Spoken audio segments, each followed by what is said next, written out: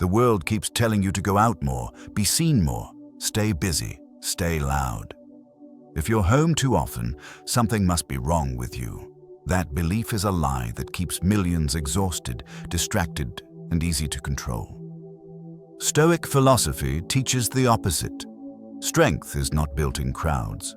Clarity is not found in noise. Marcus Aurelius wrote about retreating into yourself, not to escape life, but to regain command over it. Staying home, when chosen deliberately, is not a weakness.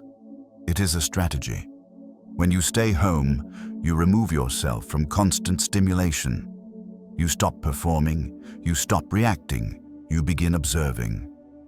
This is where discipline is forged, where thought becomes sharp, and where emotional independence is trained. Most people fear being alone because silence forces honesty. Stoics embrace it because silence builds power. In this video, you'll discover why staying home may be the strongest decision you can make, and how intentional solitude builds inner strength. Part 1. Control is recovered at home. Most people go out not because they are fulfilled, but because they are uncomfortable sitting still. Silence exposes thoughts they have been trained to avoid for years. Restlessness, insecurity, unresolved emotion. Modern culture labels this boredom, but Stoicism recognizes it as a warning. Movement without intention feels productive, yet it quietly replaces control with distraction. People leave home to outrun themselves. They confuse activity with progress and noise with meaning. Stoic philosophy dismantles this illusion without comfort. It begins by confronting stillness, because stillness removes excuses. Going out often feels normal, even responsible. You socialize, you network, you stay visible. But beneath the surface, much of this movement is driven by avoidance. Avoidance of self-examination, avoidance of unanswered questions, avoidance of the discomfort that comes from being alone with your own standards. The Stoics observed that a person who cannot sit quietly is not free. He's managed by impulse, pulled by invitation, and governed by mood rather than reason. Staying home, when chosen deliberately, reverses this pattern. It is not retreat out of fear, but retreat for recovery. When you stay home, the world stops dictating your rhythm. There is no schedule imposed by others, no social energy draining your focus, no subtle competition for attention. You are no longer reacting, you are choosing. This is where control begins to return, not dramatically, but steadily. Epictetus taught that freedom starts with distinguishing what is yours to command. Most people surrender this the moment they chase stimulation. Their emotional state depends on plans, replies, and approval. Staying home cuts this dependence. It creates a boundary between your inner state and external noise. Inside that boundary, you regain authority. You decide when to speak, when to act, and when to remain still. At home, time slows down in a way the outside world rarely allows. You begin to notice how often your days were shaped by urgency rather than intention. Without constant interaction, patterns become visible. You see where your attention leaks. You recognize habits that weaken you. This awareness can feel uncomfortable, but Stoics never avoided discomfort. They used it as a training signal. The first evenings of intentional staying home often feel restless. The urge to check your phone, to message someone, to leave the house without reason. This is not boredom. It is withdrawal from stimulation, and like all withdrawals, it reveals dependency. Stoicism teaches that whatever disturbs your peace has power over you. By staying home and resisting that pull, you reduce its power. Control does not return in one moment. It rebuilds through repetition. Each night you choose stillness over escape. Each time you sit with thought instead of drowning it out. Each decision to read, reflect, or rest with awareness instead of consuming distraction. These actions seem small, but they compound. They train patience. They strengthen self-command. Modern society praises busyness. Stoicism praises centeredness. Staying home allows you to practice this daily. You wake without rushing. You end the day without depletion. You realize how little external input you actually need to remain stable. Much of what felt essential before was only noise. This is not about rejecting society. Stoics participated in life fully, but they refused to be ruled by it. A person who cannot be alone cannot be steady. If your peace depends on constant company, it can be taken from you at any time. Staying home builds independence from that risk. At home, you are not hiding. You are rebuilding. You are restoring your ability to exist without performance, without validation, without escape. This is why staying home is not passive. It is discipline. Most people go out to escape themselves. Stoics stay home to master themselves, and mastery always begins in silence. Part 2. Staying home starves external validation. One of the deepest dependencies modern people carry is the need to be validated by others. External validation feels harmless, even motivating, but Stoicism treats it as a silent form of slavery. When your sense of worth rises and falls based on reactions, attention, or inclusion, your inner state is no longer yours to command. Most social activity today feeds this hunger. Likes, messages, invitations, laughter, recognition. None of these are evil, but they become dangerous when they are required. Many people go out not to connect, but to confirm their existence. They need the signal that they matter. Without it, they feel invisible. Stoicism calls this fragility. Staying home removes this supply. There is no audience, no mirror reflecting approval back at you. At first, this feels uncomfortable, even threatening. The mind searches for reassurance. You feel the urge to check your phone, post something, or leave the house. This urge reveals how conditioned the need has become. Marcus Aurelius warned that praise belongs to the crowd, not to the self. The moment your value depends on external response, you surrender sovereignty. Staying home quietly takes that sovereignty back. When nothing confirms you, you're forced to confront whether you approve of yourself. This is where real confidence begins. Not loud, not performative, but rooted. You start measuring yourself by standards rather than applause, by effort rather than exposure. This shift is uncomfortable because it removes excuses. You can no longer blame the crowd for your emptiness or credit it for your strength. At home, self-respect is rebuilt through small acts of consistency. You keep promises no one sees. You read instead of scrolling. You reflect instead of reacting. These moments do not earn praise, but they build integrity. Stoics understood that integrity is the only validation that lasts. As external validation weakens, judgment sharpens. You notice how often you shaped your behavior to fit expectations, how frequently you agreed when you meant no. Distance from social pressure exposes these patterns. Awareness breaks them. This does not mean rejecting people or connection. Stoicism does not demand isolation. It demands independence. When you stay home intentionally, you practice being unmoved by silence. You learn that your worth does not disappear when no one is watching. Over time, interaction becomes a choice rather than a necessity. You can enter rooms without seeking attention and leave without explaining yourself. This freedom is subtle but powerful. When validation no longer feeds you, manipulation loses its grip. Staying home starves the ego and strengthens the core. The quieter you become, the harder you are to control. When no one defines your worth, you finally do. That is the beginning of true Stoic strength. Many people misunderstand this process and assume solitude will weaken them. In reality, dependence weakens far more than solitude ever could. A person who requires constant affirmation will bend under pressure. one who can stand without it becomes stable under stress. Stoic philosophers trained themselves to act rightly even when unseen. They did not wait for applause to live according to principle. Staying home creates the same training ground. You discover who you are when nothing is added to you from the outside. As this independence grows, calm replaces craving. You stop chasing reassurance and start trusting your own judgment. This inner stability changes how you move through the world. You speak less, but with weight. You listen more, but without seeking approval. This is why staying home is not retreat, but refinement.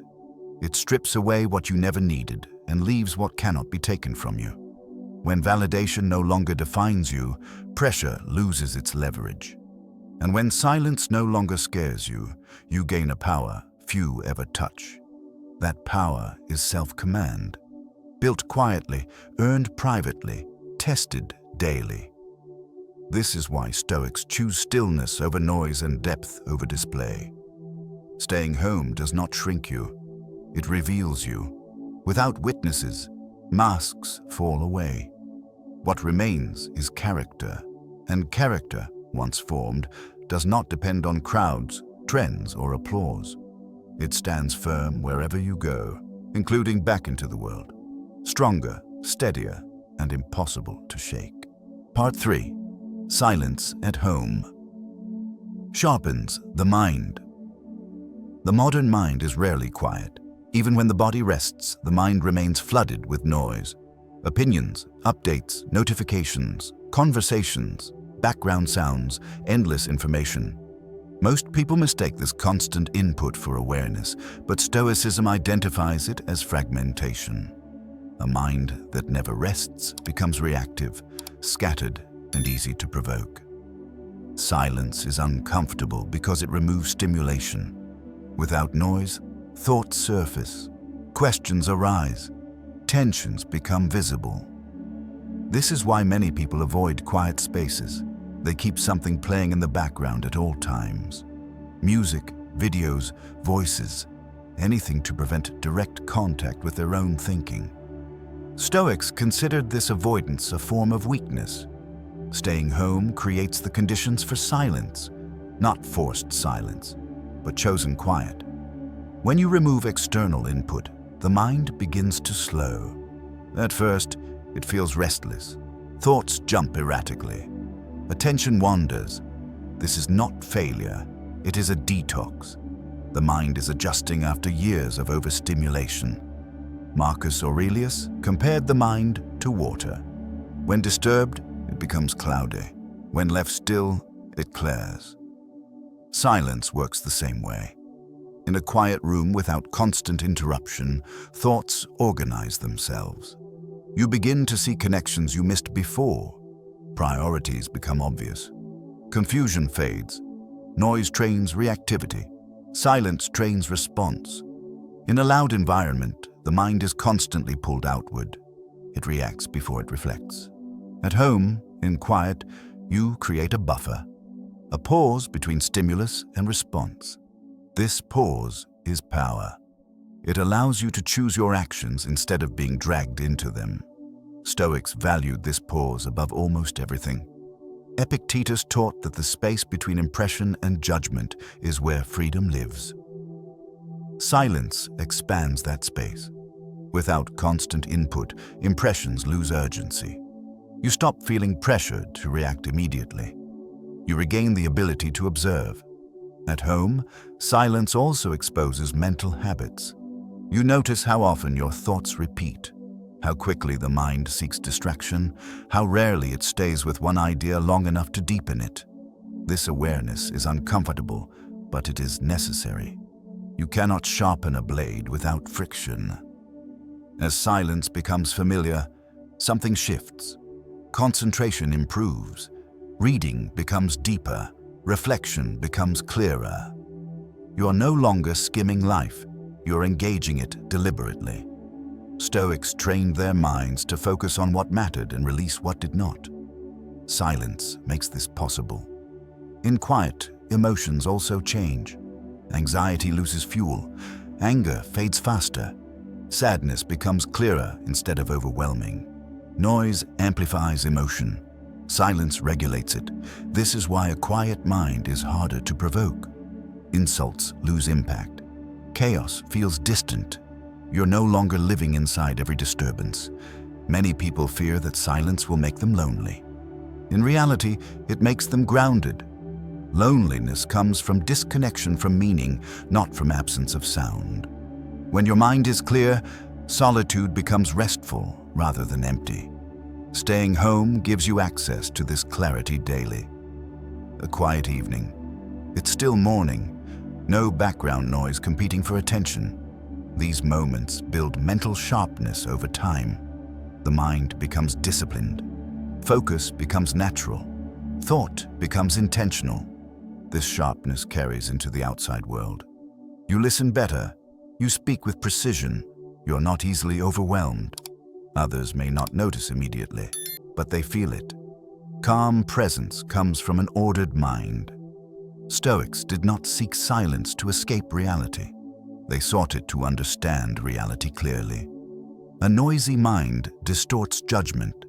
A quiet mind sees accurately. Staying home creates the conditions for this accuracy. In silence, you learn to think instead of react, to observe instead of assume, to choose instead of follow. This is why silence is not emptiness. It is refined. A mind sharpened in quiet rooms becomes dangerous in chaotic ones. Hard to confuse, hard to manipulate, hard to shake. This is the Stoic advantage, built not through force, but through stillness. Part 4. Staying home breaks the fear of missing out. Fear of missing out is one of the strongest forces keeping people in constant motion. It whispers that life is happening elsewhere, that others are enjoying something you are not, that if you stay home, you are falling behind.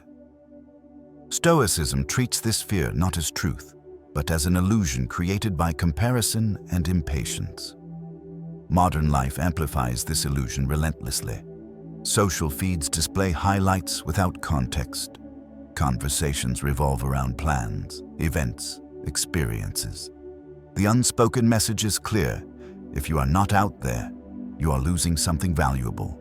Most people obey this pressure without question. They leave home not because they want to, but because they fear regret. Stoics saw this clearly. They understood that chasing what others are doing leads to a scattered life. Marcus Aurelius warned against measuring your existence by the movements of the crowd. What others pursue is shaped by fashion, impulse, and imitation. Following it blindly guarantees dissatisfaction. Staying home challenges this fear directly. When you choose to stay in while others go out, discomfort appears. Thoughts arise. What if I'm missing something important? What if I regret this later? This is not intuition, it is conditioning. Stoicism teaches that emotions triggered by comparison are unreliable guides. When you resist FOMO, something surprising happens. The anxiety fades, the imagined loss dissolves. You realize that most events you feared missing were not essential. Many were draining, some were forgettable. Few actually contributed to your growth or peace. This realization is freeing. You begin to see how much energy was spent chasing experiences that added little to your life. Staying home reveals that missing out is often missing noise, obligation, and exhaustion. What you gain instead is rest, clarity, and presence. Stoics believe that life is not measured by how much you consume, but by how well you live according to reason. FOMO pushes you toward excess, toward saying yes without reflection, toward scattering attention. Staying home restores selectivity. You stop attending everything and start choosing deliberately. This choice builds strength. Each time you decline an invitation without guilt, you weaken the fear. Each time you stay home and feel content, you prove the fear wrong. Over time, FOMO loses its authority. It no longer dictates your schedule or emotions. There is also a deeper layer to this fear. Many people fear missing out, not on events, but on identity. They worry that if they are not seen, they will be forgotten. Stoicism dismantles this fear by separating worth from visibility. You are not defined by where you go, but by how you live. At home, you reconnect with this truth. You're no longer comparing your life to others in real time. Without constant exposure to what others are doing, your desires quiet down. You want less, and needing less is power. Staying home also restores your relationship with time. Events create urgency. They compress time into anticipation and aftermath. At home, time expands. Evenings feel longer. Days feel fuller. You stop rushing toward the next thing and start inhabiting the present one. Stoics valued this deeply. They believed wasting life chasing externals was the greatest loss. FOMO disguises itself as opportunity, but often steals time that could be used for growth, reflection, or rest. Staying home protects that time. This does not mean rejecting experience altogether. Stoicism is not denial, it is discernment. When you break free from FOMO, you engage with the world more intentionally. You go out when it aligns with your values, not when fear pushes you. As this shift happens, peace replaces anxiety. You no longer feel behind. You no longer imagine life happening without you. You understand that life is happening wherever you are present and aware. Staying home teaches you this lesson repeatedly. You learn that missing out is rarely the danger. Losing control of your time and attention is. Once you see this, the fear fades. Freedom begins when you are no longer pulled by what others are doing. When staying home feels complete rather than deprived. That is when FOMO breaks. And when it does, your life becomes quieter, stronger, and entirely your own. Part 5. Home is where discipline is forged. Discipline is rarely built in public. It is shaped in private, away from applause, supervision, and pressure. Modern culture associates discipline with motivation, energy, or inspiration, but Stoicism defines it differently. Discipline is the ability to act correctly without being pushed. And that ability is forged at home. Outside environments are designed to distract. Noise, convenience, temptation, constant options. Everything pulls your attention outward. This makes discipline fragile. You rely on willpower instead of structure. At home, the environment can be shaped intentionally. Fewer inputs, fewer temptations, more control. When you stay home deliberately, you confront how you actually live. Not how you appear to live, but how you behave when no one is watching. This is where Stoics believed the character was revealed. What you choose to do in solitude exposes your true priorities. Home removes external enforcement. There is no boss watching, no social expectation, no schedules imposed by others. Whatever discipline exists must come from you. This is uncomfortable for most people. They realize how much their habits depended on structure provided by the outside world. Stoicism demands internal structure. At home, discipline begins with small, unremarkable actions. Waking up on time without obligation, reading without posting about it, training without an audience, resting without guilt. These acts do not look impressive, but they build reliability. And reliability is the foundation of self-command. Stoics emphasized routine not as rigidity, but as stability. A stable life reduces emotional chaos. Staying home allows routines to form naturally. Evening reflection, morning stillness, consistent sleep, intentional work. These rhythms strengthen the mind and reduce internal conflict. Discipline also requires friction. Outside, distractions numb friction. At home, friction is unavoidable. You must choose effort over comfort repeatedly. This repetition trains restraint.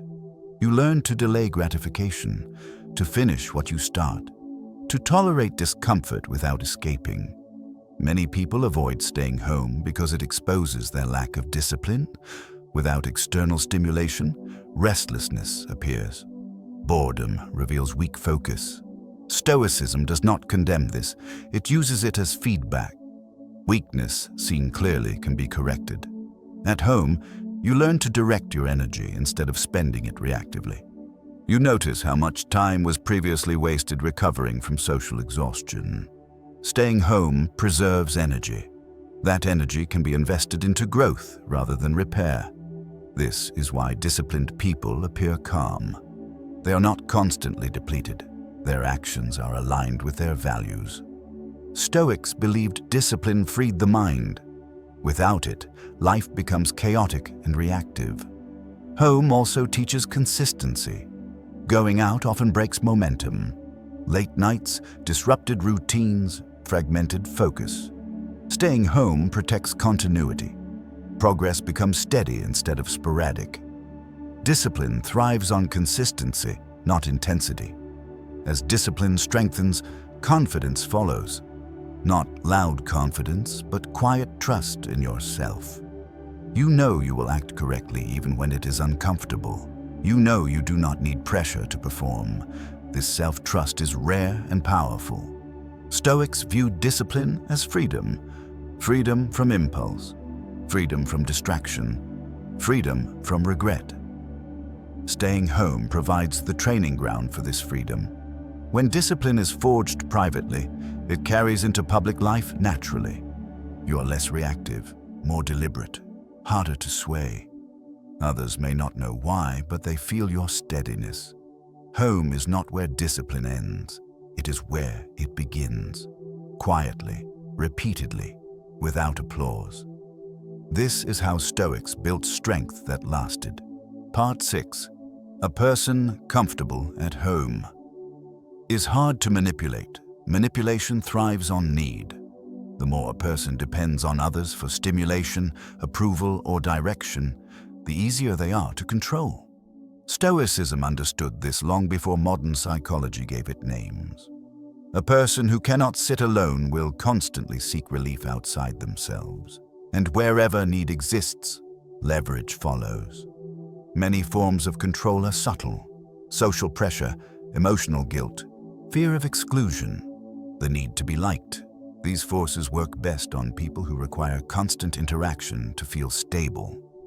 When you are uncomfortable at home, you are vulnerable everywhere else. Staying home changes this dynamic. It reduces dependence. When you become comfortable in your own space, silence stops threatening you. You no longer rush to fill it. This alone removes a major point of manipulation. People who are at ease alone are not easily pulled by invitations, flattery, or urgency. Stoics taught that emotional independence is a form of armor, not coldness, but steadiness. When your emotional state is internally regulated, external forces lose power. Staying home strengthens this regulation. You learn to sit with discomfort without reacting. You learn that boredom will pass, that anxiety will settle, that you do not need immediate relief. Manipulation often works by creating urgency. Hurry. Respond now.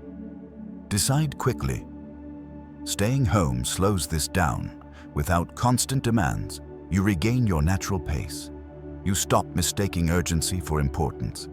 This makes you harder to rush and harder to pressure. There is also manipulation through belonging. People will tolerate disrespect to avoid being alone. They will compromise values to stay included. Stoicism rejects this trade. When you are comfortable at home, belonging becomes optional. You no longer accept poor treatment out of fear of isolation. At home, you are not performing. You are not adjusting yourself to fit expectations. This reduces the gap between who you are privately and publicly. That gap is where manipulation enters. When identity is fragmented, people can pull different parts in different directions. Consistency blocks this. Staying home also strengthens discernment. With fewer external voices influencing you, judgment sharpens. You notice when someone uses guilt instead of reason, when pressure replaces clarity, when emotion is used to override principle. Silence trains detection. Stoics believed that a person who governs themselves cannot be governed easily by others. Staying home is where this governance is practiced. You decide how to spend time, how to respond to thoughts, how to act without supervision. These decisions accumulate into self-command. As self-command grows, social interactions change. You listen without being swayed. You speak without needing agreement. You can say no without explanation. These abilities make manipulation ineffective. Control requires hooks. Independence removes them.